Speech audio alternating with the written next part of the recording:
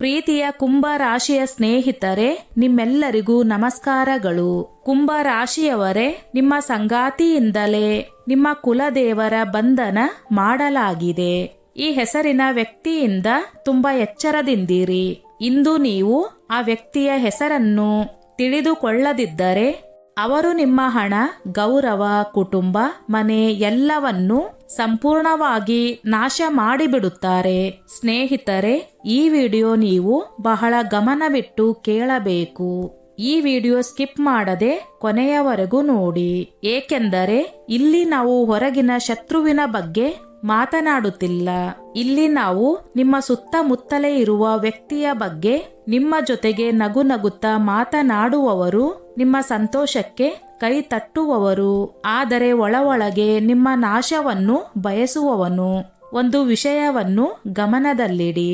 ನಿಮ್ಮ ಜೀವನದಲ್ಲಿ ಏಕಾಏಕಿ ಹಣ ಬರುವುದು ನಿಂತು ಹೋಗಿದ್ದರೆ, ನೀವು ಮಾಡುವ ಕೆಲಸಗಳು ಅರ್ಧಕ್ಕೆ ನಿಂತು ಹೋಗಿದ್ದರೆ, ನಿಮ್ಮ ಮನೆಯಲ್ಲಿ ಕಾರಣವಿಲ್ಲದೆ ಜಗಳಗಳು, ಮನಸ್ತಾಪಗಳು ನಡೆಯುತ್ತಿದ್ದರೆ, ನಿಮ್ಮ ಮನಸ್ಸು ಯಾವಾಗಲೂ ಭಾರವಾಗಿದ್ದರೆ, ಪೂಜೆಯಲ್ಲಿ ಮನಸ್ಸು ಏಕಾಗ್ರತೆಯನ್ನು ಕಳೆದುಕೊಂಡಿದ್ದರೆ, ನಿಮ್ಮ ಜೀವನದಲ್ಲಿ ಎಲ್ಲ, ಕೆಲಸದಲ್ಲಿ ಎಲ್ಲ ಸಮಯದಲ್ಲಿ ದುರಾದೃಷ್ಟವೇ ಕಾಡುತ್ತಿದ್ದರೆ, ಇದು ಕೇವಲ ಅದೃಷ್ಟದ ಸಮಸ್ಯೆ ಅಲ್ಲ.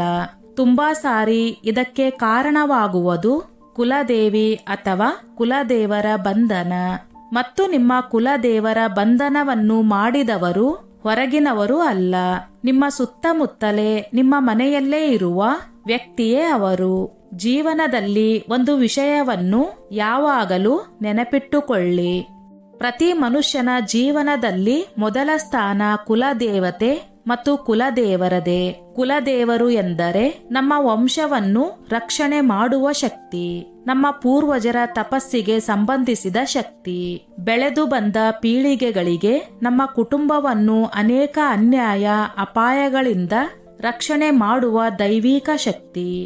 ನಮ್ಮ ಜೀವನದಲ್ಲಿ ಕುಲದೇವರು ಸಂತುಷ್ಟರಾಗಿದ್ದರೆ ಮನೆಯಲ್ಲೂ ಸಮೃದ್ಧಿ ಇರುತ್ತದೆ, ಮಕ್ಕಳು ಸುರಕ್ಷಿತವಾಗಿ ಇರುತ್ತಾರೆ, ಶತ್ರುಗಳು ನಮ್ಮ ಹತ್ತಿರ ಬರುವುದಿಲ್ಲ, ದುಷ್ಟ ದೃಷ್ಟಿಯು ನಮ್ಮ ಮೇಲೆ ಕೆಲಸ ಮಾಡುವುದಿಲ್ಲ. ಆದರೆ ಸ್ನೇಹಿತರೆ, ಅದೇ ಕುಲದೇವರನ್ನು ಯಾರಾದರೂ ಬಂಧಿಸಿದರೆ ಅಥವಾ ಅವಮಾನ ಮಾಡಿದರೆ ಮೊದಲು ಪರಿಣಾಮ ಬೀರುವುದು ನಿಮ್ಮ ಆತ್ಮವಿಶ್ವಾಸದ ಮೇಲೆ. ನೀವು ಹೆಚ್ಚು ನಕಾರಾತ್ಮಕರಾಗಿರುತ್ತೀರಿ. ಯಾವುದೇ ಕೆಲಸವನ್ನು ಮಾಡಲು ಮನಸ್ಸು ಹೇಳುತ್ತದೆ, ಇದು ನನ್ನಿಂದ ಆಗುವುದಿಲ್ಲ ಎಂದು. ಭಯ ಹೆಚ್ಚಾಗುತ್ತದೆ. ನಿಮ್ಮ ಪರಿಸ್ಥಿತಿ ಹೇಗಾಗುತ್ತದೆ ಎಂದರೆ, ಸಮಾಜದಲ್ಲಿ ನಿಮ್ಮ ಗೌರವ ಕಡಿಮೆಯಾಗುತ್ತದೆ, ನಿಧಾನವಾಗಿ ಹಣ ಕೈ ತಪ್ಪುತ್ತದೆ, ಸಂಬಂಧಗಳು ದೂರವಾಗುತ್ತವೆ. ಕೊನೆಯಲ್ಲಿ ಎಷ್ಟು ದೊಡ್ಡ ಡಿಪ್ರೆಷನ್ ಬರುತ್ತದೆ ಎಂದರೆ, ನೀವು ನಿಮ್ಮ ಜೀವನವನ್ನು ನಿಮ್ಮ ಕೈಯಾರೆ ಹಾಳು ಮಾಡಿಕೊಳ್ಳುತ್ತೀರಿ. ಆದರೆ ಇಲ್ಲಿ ಒಂದು ಪ್ರಶ್ನೆ ಬರುತ್ತದೆ, ಯಾವುದೇ ಮನುಷ್ಯ ಕುಲದೇವರನ್ನು ಬಂಧಿಸಬಹುದಾ? ಸಾಮಾನ್ಯ ಮನುಷ್ಯನಿಗೆ ಕುಲದೇವರನ್ನು ಬಂಧಿಸುವ ಶಕ್ತಿ ಇದೆಯಾ? ಇದರ ಉತ್ತರವನ್ನು ಗಮನವಿಟ್ಟು ಕೇಳಿ. ಇಂದು ನಾವು ಒಂದು ದೊಡ್ಡ ರಹಸ್ಯವನ್ನು ಹೇಳುತ್ತಿದ್ದೇವೆ. ಅದು ನಿಮ್ಮ ಮುಂದಿನ ಜೀವನಕ್ಕೆ ಬಹಳ ಉಪಯುಕ್ತವಾಗಲಿದೆ. ಬಂಧನ ಎಂದರೇನು? ಬಂಧನ ಎಂದರೆ ದೇವರನ್ನು ಕಟ್ಟಿ ಹಾಕುವುದು ಅಲ್ಲ, ಅಥವಾ ದೇವರು ಹೋಗಿಬಿಟ್ಟರು ಎನ್ನುವುದು ಅಲ್ಲ. ಬಂಧನ ಎಂದರೆ ನಿಮ್ಮ ಕುಲದೇವಿಯ ಶಕ್ತಿ ಮತ್ತು ಕೃಪೆಯನ್ನು ನಿಮ್ಮ ಮೇಲೆ ಬರುವುದನ್ನು ತಡೆಯುವುದು. ಅವರು ನಿಮ್ಮೊಂದಿಗೆ ಇರುತ್ತಾರೆ, ನಿಮ್ಮ ಮೇಲೆ ಕೃಪೆ ತೋರಿಸಲು ಬಯಸುತ್ತಾರೆ. ಆದರೆ ಆ ವ್ಯಕ್ತಿ ಒಂದು ಷಡ್ಯಂತ್ರವನ್ನು ರೂಪಿಸುತ್ತಾನೆ.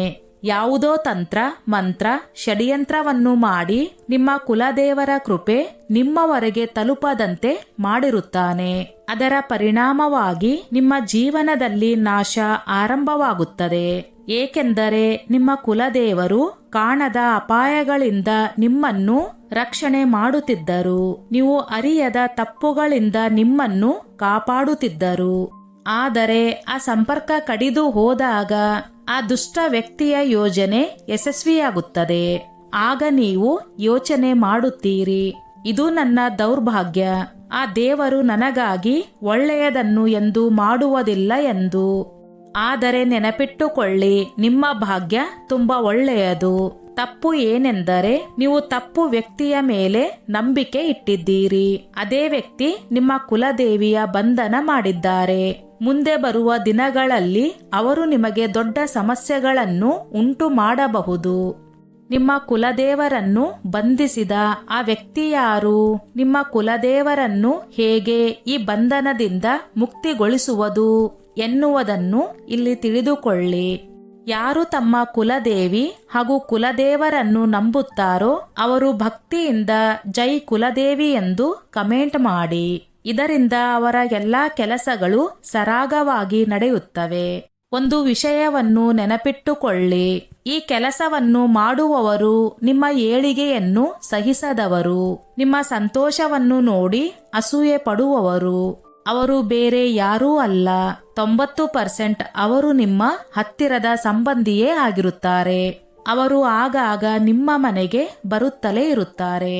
ಆಗ ನೀವು ಯೋಚನೆ ಮಾಡುತ್ತೀರಿ, ಕಷ್ಟ ಅಂತ ಬಂದಾಗ ಅವರು ನಿಮಗೆ ಸಹಾಯ ಮಾಡುತ್ತಾರೆ ಎಂದು.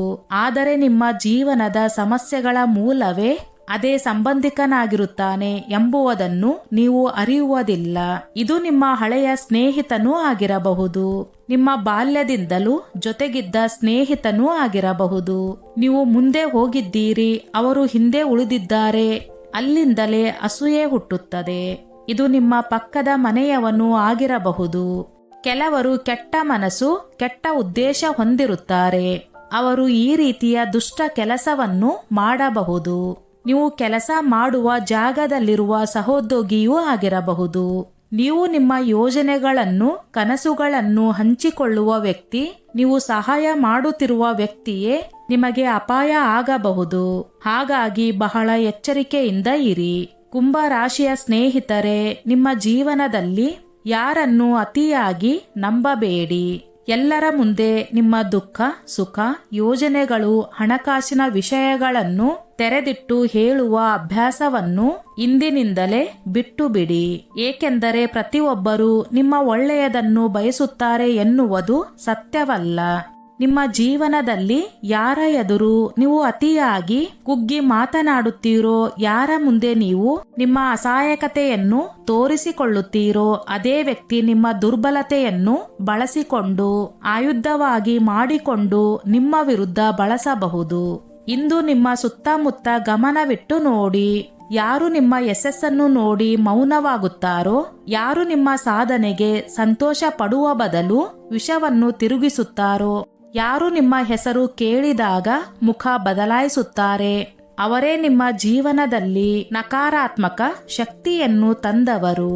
ಇನ್ನೊಂದು ಮುಖ್ಯ ಸೂಚನೆ, ನಿಮ್ಮ ಮನಸ್ಸಿನಲ್ಲಿ ಯಾರಾದರೂ ಒಬ್ಬ ವ್ಯಕ್ತಿಯ ಹೆಸರು ಮತ್ತೆ ಮತ್ತೆ ತಿರುಗಾಡುತ್ತಿದ್ದರೆ, ಅವರನ್ನು ನೆನಪಿಸಿಕೊಂಡಾಗ ಮನಸ್ಸಿಗೆ ಶಾಂತಿ ಸಿಗದೆ ಭಾರವಾಗುತ್ತಿದ್ದರೆ, ಅವರ ಜೊತೆ ಮಾತನಾಡಿದ ತಕ್ಷಣ ನಿಮ್ಮ ಶಕ್ತಿ ಕುಗ್ಗಿದಂತೆ ಅನಿಸಿದರೆ ಅದು ಸಾಮಾನ್ಯವಲ್ಲ.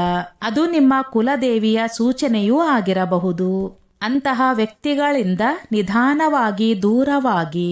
ಜಗಳ ಮಾಡಬೇಡಿ, ನೇರವಾಗಿ ಎದುರಿಸಬೇಡಿ. ಆದರೆ ನಿಮ್ಮ ಜೀವನಕ್ಕೆ ಅವರ ಪ್ರವೇಶ ಕಡಿಮೆ ಮಾಡಿ. ಈಗ ಮುಖ್ಯವಾದ ವಿಷಯದ ಬಗ್ಗೆ ತಿಳಿದುಕೊಳ್ಳೋಣ. ನಿಮ್ಮ ಕುಲದೇವಿಯ ಬಂಧನವನ್ನು ಹೇಗೆ ಮುಕ್ತಗೊಳಿಸಬೇಕು? ಮೊದಲನೆಯದು, ನಿಮ್ಮ ಮನಸ್ಸಿನಲ್ಲಿ ನಿಮ್ಮ ಕುಲದೇವಿಗೆ ಕ್ಷಮೆ ಕೇಳಬೇಕು. ಜಾಣವಾಗಿ ಆಗಲಿ ಅಜ್ಞಾತವಾಗಿ ಆಗಲಿ, ನಿಮ್ಮಿಂದ ಆದ ತಪ್ಪುಗಳಿಗಾಗಿ ನಿಮ್ಮ ಕುಲದೇವಿಯ ಮುಂದೆ ಕ್ಷಮೆಯಾಚಿಸಬೇಕು. 2, ಪ್ರತಿ ಶುಕ್ರವಾರ ಅಥವಾ ಮಂಗಳವಾರ ಸ್ನಾನ ಮಾಡಿ ಶುದ್ಧ ಮನಸ್ಸಿನಿಂದ ನಿಮ್ಮ ಕುಲದೇವಿಯ ಹೆಸರನ್ನು ಜಪ ಮಾಡಿ. 1 ದೀಪ ಹಚ್ಚಿ, ಸಾಧ್ಯವಾದಲ್ಲಿ ನೈವೇದ್ಯ ಅರ್ಪಿಸಿ. 3, ನಿಮ್ಮ ಮನೆಗೆ ಬಂದ ನಕಾರಾತ್ಮಕ ಶಕ್ತಿಯನ್ನು ಹೊರಹಾಕಲು ನಿಮ್ಮ ಮನೆಯಲ್ಲಿ ಸ್ವಚ್ಛತೆ ಕಾಪಾಡಿ. ಅವಶ್ಯಕತೆ ಇಲ್ಲದ ಹಳೆಯ ವಸ್ತುಗಳನ್ನು ಮನೆಯಿಂದ ಹೊರಗೆ ತೆಗೆದುಹಾಕಿ. 4, ಯಾರಿಗೂ ನಿಮ್ಮಿಂದ ಹಾನಿ ಮಾಡುವ ಉದ್ದೇಶ ಮನಸ್ಸಿನಲ್ಲಿ ಇಟ್ಟುಕೊಳ್ಳಬೇಡಿ. ನೀವು ಯಾರಿಗೂ ಕೆಟ್ಟದನ್ನು ಬಯಸದಿದ್ದರೆ ಯಾರ ತಂತ್ರ ಮಂತ್ರವು ನಿಮ್ಮ ಮೇಲೆ ಕೆಲಸ ಮಾಡುವುದಿಲ್ಲ. 5, ಸಾಧ್ಯವಾದಲ್ಲಿ ನಿಮ್ಮ ಕುಲದೇವಿಯ ದೇವಸ್ಥಾನಕ್ಕೆ ಹೋಗಿ ಅಲ್ಲಿ ನಿಮ್ಮ ಮನಸ್ಸಿನ ಮಾತು ಹೇಳಿ. ನಿಮಗೆ ಕಣ್ಣೀರು ಬಂದರೂ ಪರವಾಗಿಲ್ಲ, ಆ ಕಣ್ಣೀರು ನಿಮ್ಮ ಬಂಧನವನ್ನು ಕರಗಿಸುತ್ತದೆ.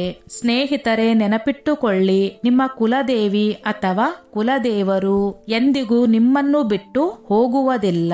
ಅವರು ಪರೀಕ್ಷೆ ಮಾಡುತ್ತಾರೆ, ಆದರೆ ಶಿಕ್ಷೆ ಕೊಡುವುದಿಲ್ಲ. ನೀವು ಎಚ್ಚರಿಕೆ ಆಗಬೇಕು ಎನ್ನುವುದಕ್ಕಾಗಿ ಈ ಸೂಚನೆಗಳನ್ನು ಕೊಡುತ್ತಿರುತ್ತಾರೆ. ಸ್ನೇಹಿತರೆ, ಕುಲದೇವಿಯ ಆಶೀರ್ವಾದ ನಿಮ್ಮ ಮೇಲೆ ಇದ್ದರೆ ನಿಮ್ಮ ಬೆಳವಣಿಗೆ ಇನ್ನು ಯಾರಿಗೂ ತಡೆಯಲು ಸಾಧ್ಯವಿಲ್ಲ. ನಿಮ್ಮ ಕುಲದೇವಿಯ ಕೃಪೆ ಮರಳಿ ಬರುತ್ತಿದೆ. ನೀವು ಮತ್ತೆ ಬಲಶಾಲಿಯಾಗುತ್ತೀರಿ. ನೀವು ಜೈ ಕುಲದೇವತಾ, ಜೈ ಕುಲದೇವಿ ಮಾತೆ, ಆ ವ್ಯಕ್ತಿಯ ಹೆಸರು ನಿಮ್ಮ ಮುಂದೆ ಬಹಿರಂಗವಾಗುತ್ತದೆ. ಏಕೆಂದರೆ ಶತ್ರು ದೂರದವನು ಆಗಿದ್ದರೆ ನಷ್ಟ ಕಡಿಮೆ. ಆದರೆ ಈಗ ನಿಮ್ಮ ಪರಿಸ್ಥಿತಿ ಅಂತದ್ದು. ಶತ್ರು ನಿಮಗೆ ತುಂಬಾ ಹತ್ತಿರದವನು, ನಿಮಗೆ ಚೆನ್ನಾಗಿ ಗೊತ್ತಿರುವವರು. ಅಂತಹ ವ್ಯಕ್ತಿ ನಿಮ್ಮ ಜೀವನವನ್ನು ಬೇರು ಸಮೇತ ಕದಲಿಸಬಲ್ಲ, ನಿಮ್ಮನ್ನು ಸಂಪೂರ್ಣವಾಗಿ ನಾಶ ಮಾಡಬಲ್ಲ. ಸಮಯ ಇದ್ದಾಗಲೇ ಅವನನ್ನು ಗುರುತಿಸಬೇಕು. ಈಗ ನಿಮಗೆ ಪ್ರಶ್ನೆ ಬರಬಹುದು, ನಮ್ಮ ಕುಲದೇವರ ಬಂಧನ ಆಗಿದೆ ಎಂಬುದನ್ನು ನಾವು ಹೇಗೆ ಗುರುತಿಸಬೇಕು? ಯಾರಾದರೂ ತಾಂತ್ರಿಕ ಕ್ರಿಯೆ ಮಾಡಿದ್ದಾರೆಯೇ ಎಂದು ನಾವು ಹೇಗೆ ತಿಳಿಯಬೇಕು? ನಿಮಗೆ ನಿಜವಾಗಿಯೂ ನಿಮ್ಮ ಕುಲದೇವಿಯ ಬಂಧನ ಆಗಿದೆಯೇ ಇಲ್ಲವೇ ಎಂಬುದನ್ನು ಸ್ಪಷ್ಟವಾಗುತ್ತದೆ. ಮೊದಲ ಸೂಚನೆ, ಸಡನ್ ಆಗಿ ನಿಮಗೆ ಪೂಜೆ ಪಾಠದ ಮೇಲೆ ಅಸಹ್ಯ ಉಂಟಾಗುವುದು. ಅಂದರೆ ದೇವಸ್ಥಾನಕ್ಕೆ ಹೋಗಬೇಕು ಎಂದರೆ ಮನಸ್ಸೇ ಆಗುವುದಿಲ್ಲ. ಮನೆಯಲ್ಲಿ ದೀಪ ಹಚ್ಚುವಾಗ ಮೊಬೈಲ್ ನೋಡುವುದು ಅಥವಾ ಅಮ್ಮ ಅಪ್ಪ ಮಾಡುತ್ತಾರೆ ಎಂದು ಕಾಯುವುದು. ನೀವು ದೇವರ ಪೂಜೆಯಿಂದ ದೂರ ಓಡಲು ಪ್ರಯತ್ನ ಮಾಡುತ್ತಿದ್ದರೆ ಅರ್ಥ ಮಾಡಿಕೊಳ್ಳಿ, ಮನೆಯಲ್ಲಿರುವ ಪೂಜೆ ವಸ್ತುಗಳು, ದೀಪದ ಸ್ಟ್ಯಾಂಡ್, ದೇವರ ಮೂರ್ತಿ ಅಥವಾ ಶೋಪೀಸ್ನಲ್ಲಿರುವ ದೇವರ ಮೂರ್ತಿ ಅಕಸ್ಮಾತ್ ಆಗಿ ಒಡೆಯುವುದು. ಇವುಗಳನ್ನು ಎಂದಿಗೂ ನಿರ್ಲಕ್ಷಿಸಬೇಡಿ. ಪೂಜೆಯ ವಸ್ತುಗಳು ಮತ್ತೆ ಮತ್ತೆ ಒಡೆಯುತ್ತಿದ್ದರೆ ಇದರ ಹಿಂದೆ ದೊಡ್ಡ ರಹಸ್ಯ ಇರಬಹುದು ಎಂದು ಅಂದುಕೊಳ್ಳಿ. ಯಾರೋ ನಿಮ್ಮ ಮೇಲೆ ಕ್ರಿಯೆ ಮಾಡಿದ್ದಾರೆ. ಸೂಚನೆ ಇದು, ನೀವು ದೀಪ ಹಚ್ಚಿದರೂ ಅದು ಮತ್ತೆ ಮತ್ತೆ ಆರಿ ಹೋಗುವುದು. ಇದು ನಿಮ್ಮ ಸುತ್ತಮುತ್ತ ನಕಾರಾತ್ಮಕ ಶಕ್ತಿ ಹರಡಿದೆ ಎಂಬ ಸೂಚನೆ ಆಗಿದೆ. ಕೆಲವೊಮ್ಮೆ ಭಯಾನಕ ಆಕಾರಗಳು ಕನಸಿನಲ್ಲಿ ಕಾಣಿಸಿಕೊಳ್ಳುವುದು. ಒಮ್ಮೆಯೇ ಬೆಚ್ಚಿಬಿದ್ದು ಎದ್ದು ಕುಳಿತುಕೊಳ್ಳುವುದು. ಇದನ್ನು ನಾವು ನಿರ್ಲಕ್ಷ್ಯ ಮಾಡುತ್ತೇವೆ. ಆದರೆ ಇದರ ಹಿಂದೆಯೂ ಕೂಡ ತಾಂತ್ರಿಕ ಶಕ್ತಿಯ ಪರಿಣಾಮ ಇರಬಹುದು. ನಿಮ್ಮ ಕೆಟ್ಟದನ್ನು ಬಯಸುವ ವ್ಯಕ್ತಿ ನಿಮ್ಮ ಸುತ್ತಲೂ ಬಂದಾಗ ನಿಮ್ಮ ಮನಸ್ಸು ಭಾರ ಎನಿಸಬಹುದು. ಅವರೇ ನಿಮ್ಮ ದೊಡ್ಡ ಶತ್ರು ಎಂದು ನೀವು ಅಂದುಕೊಳ್ಳಬೇಕು. ಈ ಎಲ್ಲಾ ಸೂಚನೆಗಳು ನಿಮಗೆ ಆಗುತ್ತಿದ್ದರೆ ನೀವು ಅರ್ಥ ಮಾಡಿಕೊಳ್ಳಿ, ನಿಮ್ಮ ಕುಲದೇವರ ಬಂಧನವಾಗಿದೆ ಎಂದು. ಮಾಡುವ ಕೆಲಸದಲ್ಲಿ ನಿಮಗೆ ಹುಮ್ಮಸ್ಸು ಕಡಿಮೆಯಾಗುತ್ತಿದ್ದರೆ ಆ ವ್ಯಕ್ತಿ ಆ ಸಮಯದಲ್ಲಿ ನಿಮ್ಮ ಹೆಸರಿನಲ್ಲಿ ನಕಾರಾತ್ಮಕ ಶಕ್ತಿಯನ್ನು ಪೂಜೆಯನ್ನು ಮಾಡಿಸುತ್ತಿರುತ್ತಾರೆ. ಆದ್ದರಿಂದ ಕುಂಭ ರಾಶಿಯವರೇ, ನಿಮ್ಮ ಕಷ್ಟವನ್ನು ಯಾರ ಮುಂದೆ ಹೇಳಿಕೊಳ್ಳಬೇಡಿ. ನಿಮ್ಮ ಫೋಟೋ ಅಥವಾ ಬಟ್ಟೆಗಳನ್ನು ಯಾರಿಗೂ ಕೊಡಬೇಡಿ. ಅವರು ನಿಮ್ಮ ಅತಿ ಹತ್ತಿರದ ಸಂಬಂಧಿಯೇ ಆಗಿರುತ್ತಾರೆ. ಕುಂಭ ರಾಶಿಯ ಶುದ್ಧವಾದ ಮನಸ್ಸಿನವರಿಗೆ ಆ ವ್ಯಕ್ತಿ ಬಂದ ತಕ್ಷಣ ಕಸಿವಿಸಿ ಎನಿಸುತ್ತದೆ. ಅವರೇ ನಿಮ್ಮ ದೊಡ್ಡ ಶತ್ರು ಎಂದು ನೀವು ತಿಳಿದುಕೊಳ್ಳಬೇಕು. ಅವರಿಂದ ನೀವು ಸ್ವಲ್ಪ ದೂರ ಇರುವುದು ನಿಮಗೆ ತುಂಬಾ ಒಳ್ಳೆಯದು. ಆದಷ್ಟು ಬೇಗ ನೀವು ನಿಮ್ಮ ಕುಲ ದೇವರ ದರ್ಶನವನ್ನು ಪಡೆದುಕೊಳ್ಳಿ. ಆಗ ನಿಮಗೆ ನಿಮ್ಮ ಎಲ್ಲಾ ಕಷ್ಟಗಳು ದೂರವಾಗಿ ನಿಮ್ಮ ಕುಲದೇವರು ನಿಮಗೆ ಒಳ್ಳೆಯದನ್ನು ಮಾಡುತ್ತಾರೆ. ನಿಮ್ಮ ಮೇಲಾಗಿರುವ ಎಲ್ಲ ದುಷ್ಟ ತಂತ್ರ ಮಾಟ ಮಂತ್ರವನ್ನು ತಕ್ಷಣ ಹೋಗಲಾಡಿಸುತ್ತಾರೆ. ದೇವರೇ, ನಿನ್ನನ್ನೇ ನಂಬಿದ್ದೇನೆ ಎಂದು ಅವರ ಪಾದಕ್ಕೆ ಶರಣಾಗಿ. ಸ್ನೇಹಿತರೆ, ಈ ನನ್ನ ಮಾಹಿತಿ ನಿಮಗೆ ಇಷ್ಟವಾಗಿದ್ದಲ್ಲಿ ದಯವಿಟ್ಟು ಶೇರ್ ಮಾಡಿ, ಲೈಕ್ ಮಾಡಿ ಮತ್ತು ಸಬ್ಸ್ಕ್ರೈಬ್ ಮಾಡಿ.